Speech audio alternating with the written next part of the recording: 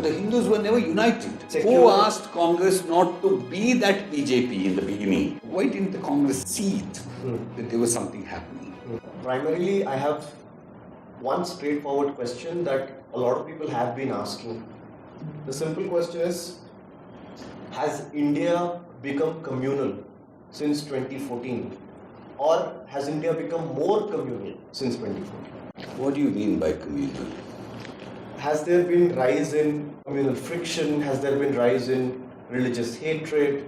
Has there been rise in some sort of a problem between the two major communities in India, that is being Hindus and Muslims, or perhaps even Hindus and Christians? How many incidents have you seen in the past 8 years? Does it really have to do with the incidents that we have seen? Yes, it does, because India is such a large country. Right. It's always had problems, even before independence. From 1857, but even before that, people have been protesting for hundreds of years to protect their identity, protect their religion, protect their beliefs. Why do you think that even with such force that the Mughals were not able to convert the whole of India into Islam? Because it was a very sensitive issue. Right. That is to get into a person's belief system. Because it was not easy to change the Hindu. But don't you think there has been rise in problems as such? There has been, like, there's an assertion that... Yeah, that is what it Yes. is. There's a communal assertion. In the sense, people have started thinking on communal terms, on religious terms. But there could be a reason for that. Right. Nothing happens just like that. It just didn't simply happen that the East India Company set up shop in India. It didn't simply happen that the Portuguese came. Right. It didn't simply happen that the Mughals came. It didn't simply happen that they ruled for about 200 years. It didn't simply happen that the British were able to rule the roost for such a long time. There are reasons. I think our effort should be to explore the reasons and to ensure that we find solutions so those reasons don't play a role again. Are these reasons having to do with a certain ideology that is written in certain books, or perhaps said by certain because I think the Hindus have been the majority, and as you know, for a very long time. And it was a fractured society. Right. Hindus themselves were not like united one, one community. Okay. And there were a lot of aspirations, rather, to unify, to the community, also to, represent themselves as a united force. So the aspirations haven't been fulfilled yet. It was not fulfilled for a very long time. I'm Now sure at least, though they were divided internally, but when they were beaten on many occasions, they must have had this, a subconscious want to be together, because they were watching others. Right. They were watching how Muslims were united, how Christians were united. The way the Hindu is being, or rather Hindus are being united today, may not be the right way to be united. Okay. But how do you deny them the right to get united? Nobody is denying them the right to get united. Maybe the way they are getting united, because maybe that's very nascent. That's just happening for the past so many years. Achha. Muslims have been united for a very long time. At least, when it comes to a certain number of things. Right. Maybe the Christians have been united for a very, very long time. When it comes to some things at least. But the Hindus were never united for a very long time. Okay. If somebody comes and says that I will try to unite you, why would the Hindu refuse to at least experiment? Maybe it's all wrong. But why there is Maybe a it's sense all of wrong. radicalism, Maybe fundamentalism? that's what I said. Yeah. Maybe it's all wrong. Maybe he's exploring it. Maybe he's doing it in a very, quick manner, trying to find a reparative process. Right. Maybe he's actually reaching that. Maybe these are just the hiccups. Hiccups are costing lives. How many? So is there a bar that this is okay and this is not okay? But hasn't that happened with Islam? Hasn't that happened with Christianity? Hasn't that happened with Buddhists? And I think that with about 130 to 140 crore population, where the Hindu has generally been a peace-loving, individual, as a unit of the society. Do you think that he has been so aggressive, violent, intolerant? I don't think that's actually the truth. The thing is that if you automatically identify the Hindu with the BJP, if you identify the Hindu automatically with the VHP or with the Hindutva forces, then you're making a mistake. Still, all Hindus are not with the BJP. Right. Still, all Hindus are not with the VHP. Right. They don't subscribe to the Hindutva. You understand? That's still a minority, even among the BJP. There are a lot of people who support BJP not because of Hindutva. They support BJP because they think, at least there's a leader who may be intolerant to corruption, dynastic politics, or things like that.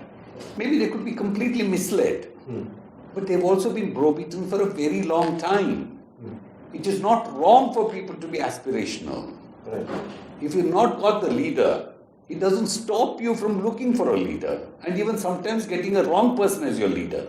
Maybe they could be right, they could be wrong, but there could be historical reasons for all that. You understand? Maybe the Hindu was a beaten, soul for a very long time. Maybe he didn't have anybody to speak for him. Maybe he didn't have the political wherewithal. Maybe he didn't have the political dispensation to protect him. Maybe he could be insulted anywhere, in any society, any country in the world, and nobody spoke for him. He had to always put his head down and bow. For the first time, he feels assertive. Maybe in the process that he's making mistakes. He's defending everything that he does. Maybe that he's denying his past. But how does that make him totally wrong? That is also getting other people to wake up to him. That they say that, maybe that there is something that we've been doing wrong. Let us at least have a dialogue with him. Which never happened for a very long time. He was taken for granted. He was told that you have to be tolerant. You are like this, and that's the way you should be.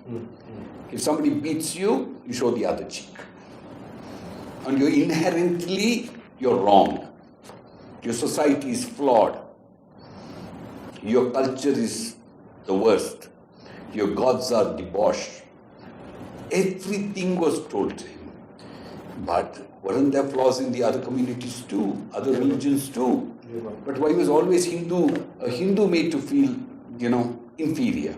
If he was not made to feel inferior, he would have not behaved like this. So is it a single community's fault where the ideology of Hindutva lies? No, it is not. To blame Islam for the mistakes of Hinduism or the Hindu society is a little askew, in the sense it doesn't fall in place. Because Hindus were in majority even when Islam came into India. Correct. Hindus had very great kings, like we talk about. The Hindutvavadis themselves speak about the great kings, like kings were terrors, I tell you. They could have protected. Okay, why didn't they? Because they were so much entrenched in their own selfish motives. Correct. They were not bothered about that. But the same thing about Islam too. With Islam having ruled this country for more than about 200 years, why do you still have such abject poverty among Muslims? It's because Muslims' upliftment was not the priority of Muslim rulers. They used them just as slaves.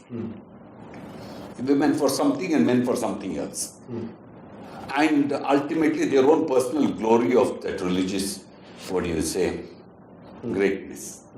Did they even give them education? Did they give them lands? Did they train them in anything? Instead of just keeping them as just, I'm talking about even people who got converted from... No, that particularly does not have to do with Mughals or perhaps even Delhi Sultans. It also has to do with the partition and the... No, I'm not talking about just that. I'm talking about even before.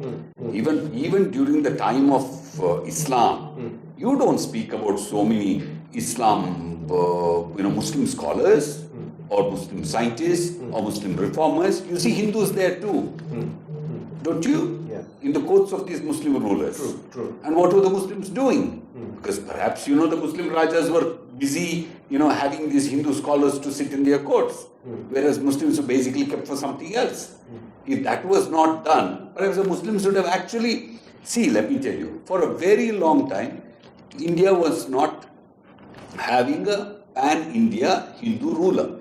In the sense, at least in the recent past, for the few past centuries. All this that we talk about is, apart from the Vijayanagar kingdom, that was also restricted to a certain area. You didn't have the pan-India setup. But that was not the case with Muslims and Christians. But still, even today, if they are backward and the Hindus have done well, I think there is something inherently possible with the Hindus. Perhaps they were not good politically or political unity. For the first time with the BJP, whether they are right or wrong, if they are aligning with the BJP, it's not the fault of the BJP. It's because nobody else gave that moderate, progressive, inclusive alternative. Who asked Congress not to be that BJP in the beginning? Why did Congress want to be so much of a secular party? There is nothing so much or less, sir. Don't you think so? Everybody is equally secular. They give equal chances to everybody. I mean, we're not talking about appeasement. I'm saying that if at all you feel that, Hindus, by being given priority, they would have suppressed other communities. I think there is then a fundamental problem. That I don't think that, from Ashoka's time to a lot of other kings, what do you read about? People who allowed others to survive.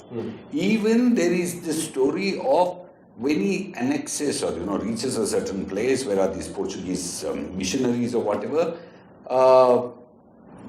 Chhatrapati Shivaji basically tells them that they have his protection, and he tells them that they can, live fearlessly. Yeah. And the Hindu not is generally an aggressor, because that is because you believe in your karma. You don't believe in just the God who you placate. You know very well that you do something that you pay. The image has changed. Yeah, why? We have to think about it. Why are we assuming that BJP is permanent? We are not assuming. Why are we assuming that, the current dispensation of this very mindset of this Hindu resurgence is going to be the same thing? Maybe the Hindu is thinking too. Right. It's only because the others are making him once again feel that whatever he does could be wrong. That's where he started perhaps thinking more, because why a lot of educated people are going behind the BJP. They're not against the Congress. Why the Congress has this compulsion to basically be seen as pro-Hindu. Why even perhaps even Muslim League also may want to say that, no, we are not against Hindus. If that has happened, there is something that has happened within the Hindu society, that even the man in Congress, even if there is a Hindu in Muslim League, he has started thinking about maybe that, I have to have some kind of political assertion. He is no more just a man who is just lying down. Maybe all this is wrong about, making Muslims the villains, or making Christians the reason for conversions, without knowing that what are the problems within the Hindu society that lead people to convert, that lead people to perhaps speak for others. But that is what it is. Even in Ramayana, you have a very veiled defense of even Ravana, where you try to see that, if there is anything good about Ravana. Yeah. You got it? In the sense, he is not bad. He is a person who became bad because of a few actions. Right. And unless Ravana was Ravana, Rama would have not gone to kill him. Because Ravana was not an ordinary human being or a Rakshasa. He was a very special Rakshasa. That's why God himself had to come to kill him. God doesn't come to do that to an ordinary human being. Right. You understand? And that's it. That's because it was Ravana. He had somebody like Rama to kill him. Right. You understand? And the story is that Ravana was somebody who was reborn. Originally a very devout disciple of Mahavishnu, who was basically his guard or his gatekeeper. You understand what I'm saying? Yeah. So, today, when we are talking about that kind of inclusive thought, see, to be able to give too much credence to some of these people who have basically gone berserk, but that's okay, because I think we are. See, you can always, even in YouTube or anywhere, you can say that you're not interested in their videos and they're nowhere to be seen. You got it? India is such a large country. You can have, even if you have 1 crore viewers, you still have under 1%. You understand? Correct. But because we speak English and we watch this English content, we think that these people are talking like this. But there are a lot of people speaking other things too. But since you brought in the historical context, I just want to understand, what is this strange obsession of the BJP or perhaps the right-wing people to mold history, or that's a little danger. Changing names. Yeah, that's a little bit of a danger, because too much of reliance on history is not good for any country. Correct. Because that takes you backwards. Because no history is perfect. Correct.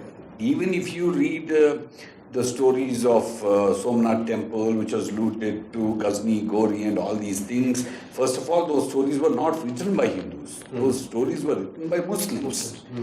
And those perhaps were even on occasions perhaps were written only to, glorify those rulers, basically to make them, formidable and, powerful and monstrous and all, just to scare people.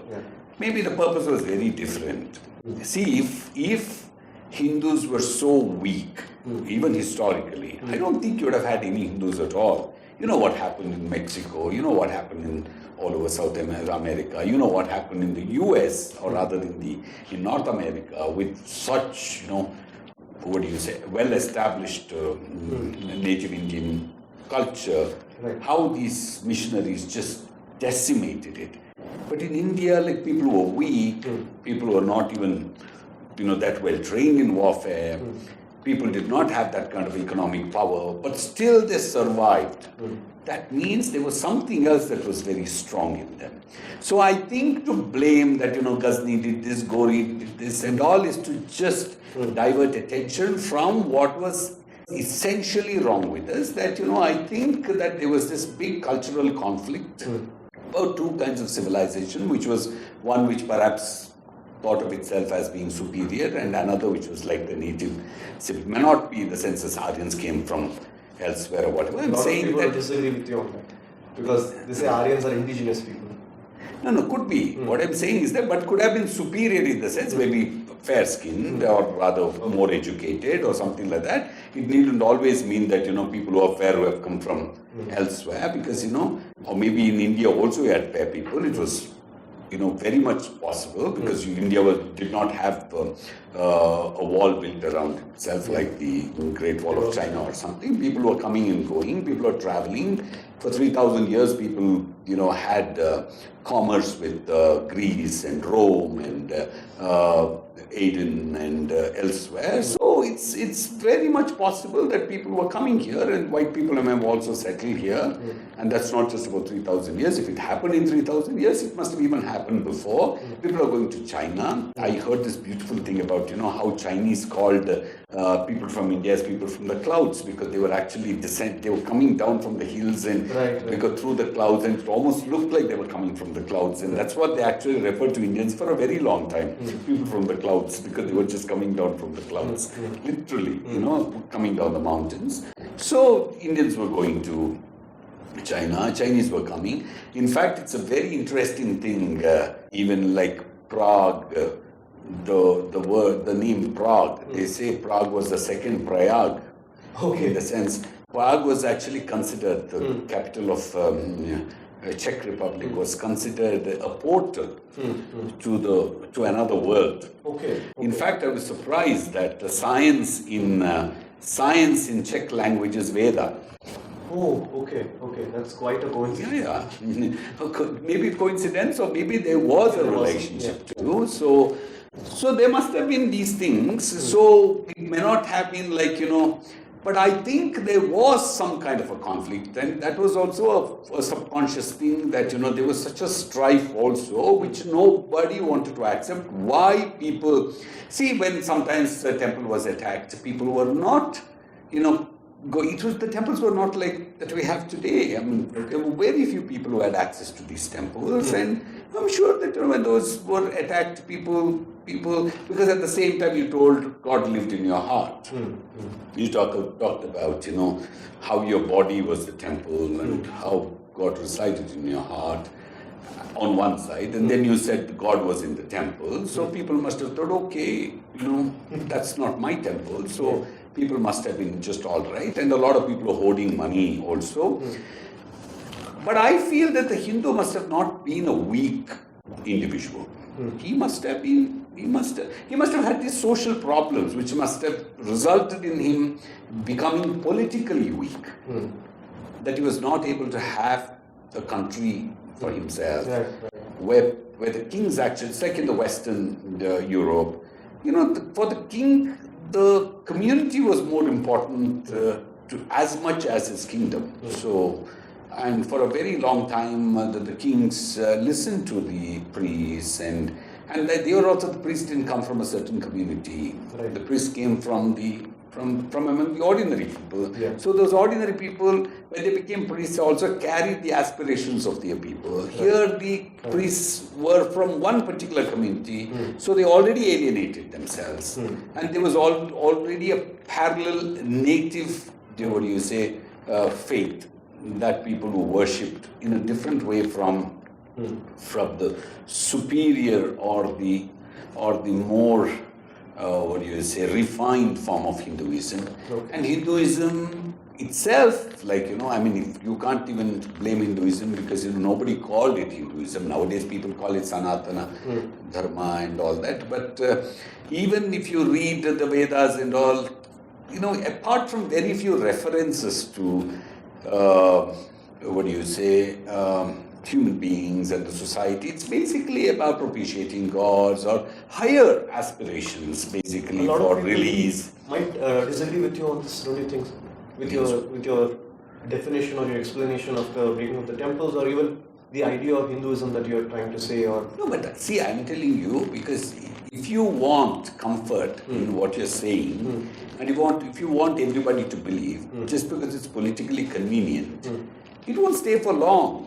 Right. See, I think the Hindu has to go to the roots of the issues and try to understand literally everything. For example, if somebody has read the Vedas, to what is in the Vedas, to what is what we worship as gods, to what we worship as in temples, sometimes you feel that is not your Hinduism at all. Because, this is, Hinduism is not a monotheistic religion or Abrahamic religion, so that, it is bound by a book or its teachings. Hinduism cannot even be called a religion. It's a very different, social, socio-psychological setup. You understand? Yeah. So in the sense, you can't say, because Christians have not changed for so long and they go by a book that we want Hindus to be like this. No. Hindu religion or Hindu dharma basically changes with the times, and our gods have changed, our worshipping has changed, our rituals have changed, our beliefs have changed, our priorities have changed from enlightenment to unification with the larger soul, that is Paramatma. To all these things, I think, today you believe in propitiating, you want rituals, you want to go to temples. There's no mention of temples. I think there's no mention of temples even in Mahabharata. Okay. You don't have idol worship. Maybe in some interpolations, but generally it's basically there. It's all about, see, Hinduism, the kind of refined Hinduism we are talking. At the same time, you had people who were like, offering animals by doing animal sacrifices, whereas Hinduism had already refined itself and coming out of, the Sanatana, coming out of those supposed to be abhorrent practices. Right. And then the British also didn't like this kind of these kind of practices, so they started, legitimizing the refined form. So a lot of people with education started embodying the Western values. So they also started feeling bad about their own practices. They felt there was, if you wanted to be a Hindu, maybe that, the more intellectual form, like, I won't call it a base form, like, more material form of worship, like where you offer what you eat, or you offer, like I was reading in a book, like one of these Indonesian tribals who were, into cannibalism. So they said when you were eating a human being's flesh, like you were like making that person part of you. Okay. So when you also offer animals, when you offer human beings, you basically are looking at a system which is more Unitarian in the sense, like you give what you eat, and there is, and the gods were not like the superior gods of the Vedic or the Sanatan belief systems. They were like, they were gods whom people could scold, people could have a friendly related god would be there. Here, you understand that you could talk. There are gods. There are rituals where you even like.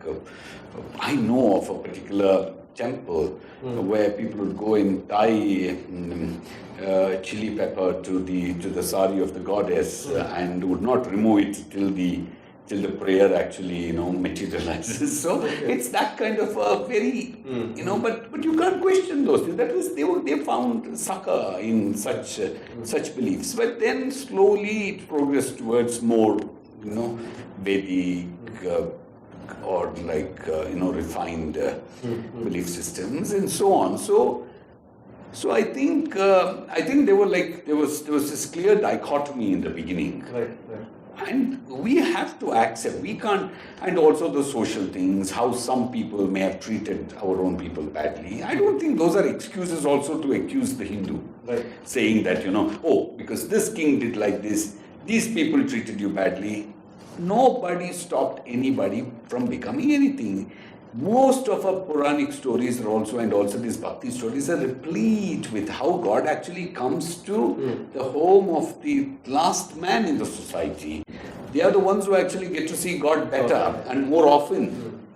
From Bhakta Kumbhara's story to, Satyakama's story to, anybody. And Maharashtra, where this caste system was so monstrous, you're more like of these stories of, basically God coming in, speaking for, low caste people, to defending them, living in their homes. Yeah. So there were always these messages being given out that, like those people who were thinking of the superiority of certain caste law were being wrong. You got it. And how, like Advaita, to all these things, there have been very, very clear and concerted efforts to correct. So if you were to say that the Hindu society never ever made any effort in it, only now we are thinking about it, you're being a fool. You got it? Yes. So the most important thing here is that politically there was an issue. Right. That is something that we need to understand. But in the process of becoming politically strong, if you start creating new false ideas, you create false identities, you create false leaders, that false thing will crumble. You got it? Yeah. But I think people should have been aware. See, what BJP did is that it came in at the right point when Hindus the Hindu society was going through a flux. They found that need. Nobody stopped somebody else from coming. Why didn't the Congress see it, that there was something happening? See, every Hindu today who supports the BJP is not, taking up cudgels. Are they? No, they aren't. Are they fighting with Muslims? No. But there are who are doing that. But these people sometimes inadvertently, like the same case with Muslims too. Sometimes, just because some people do it, I can't expect you to answer, you to defend them, or you to actually, what do you say, repudiate their belief. Because that's not your job, that's a society's job. Yeah. Correct or not? Yeah. You could be a Muslim, somebody else also could be a Muslim. But your beliefs and your understanding of your God and your belief and your faith could be entirely different. I can't make you responsible for him. You understand? Like how for all mistakes of Hinduism, Brahmins were blamed for a very long time. Brahmins with such a small population, if they could influence the Hindu society, however they influenced, that means there was some weakness in you to allow them to influence you so much. Right. Correct? Maybe then it is actually not true. Maybe you're happy wallowing in your small ponds. Maybe you had the opportunity throughout, from Bhakti movement to even before, to so many efforts were made to correct things, but you went back to falling into your own pits. You got it? Yes. So, like how Muslims could be made the villains, Brahmins were made the villains, somebody else was made the villains. So ultimately it's not my fault, it's somebody else's fault. So I think that is one big problem with India. For everything you find somebody else's. Like today perhaps the BJP says for everything wrong with the country it is Congress or Nehru. That won't actually hold water for too long. It won't. So coming to that, I will bring you to Karnataka now. The public sentiment is that with the kind of steps the BJP has taken in the past few weeks, it looks like the Congress is bound to win these elections. And also the Congress has made some mistakes with Kharge calling Prime Minister Modi and names, and then also his son calling him whatever. And then the BJP up and the Congress wanting to propose, or rather are very suggestively saying that, maybe we will ban kind of a thing.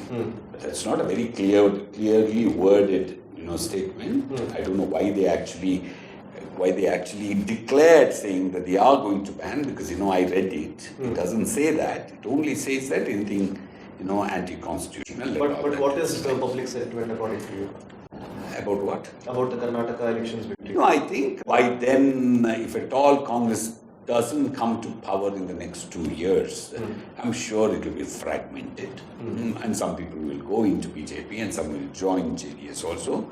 Or maybe, they may also try to do something else and Congress will become extremely weak. But if they don't come to power now, I think even holding the flock together will become extremely difficult. So Congress has to come to power.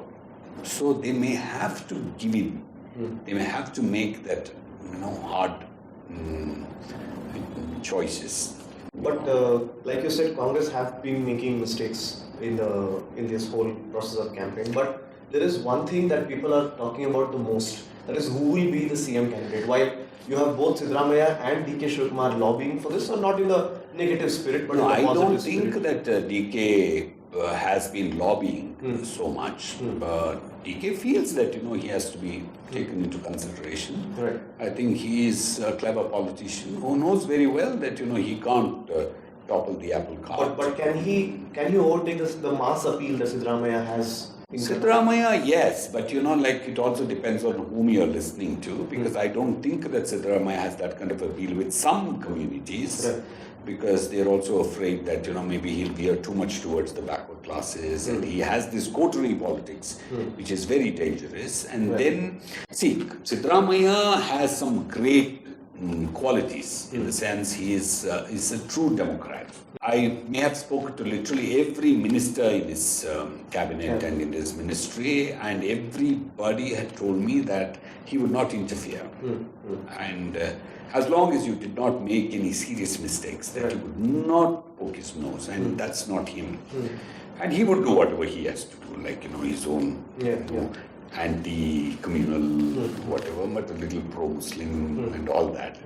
That's nothing wrong. But he is basically a very inclusive kind of a person when it comes to governance, because he believes in, that's what Sri Ram also says, that you should not meddle too much in the affairs of your juniors. And that's the idea of Ramarajya.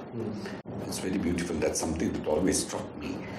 So that's where, but his problem is that he will be, many Hindus are afraid, many Hindus, since the BJP supporting Hindus are afraid that if he comes to power, that he will give a free hand to Muslims and the thugs among Muslims, so they can go about doing whatever they want against Hindus, and he'll turn a blind eye and all that. That's not going to happen, because I don't think that Siddaramaiah is such a fool, but that's the idea. And Siddaramaiah has never ever even made an effort to allay that fear. To say that, no, I'm not like that. I will kick the butt of those people who are mischievous or who are going to create a problem in any community. We are not going to be favoring the mischievous lot among Muslims. He should say that, and he has not been saying that. But if inherently he doesn't feel that, why should he say No, people, perceptions are very different. Perceptions.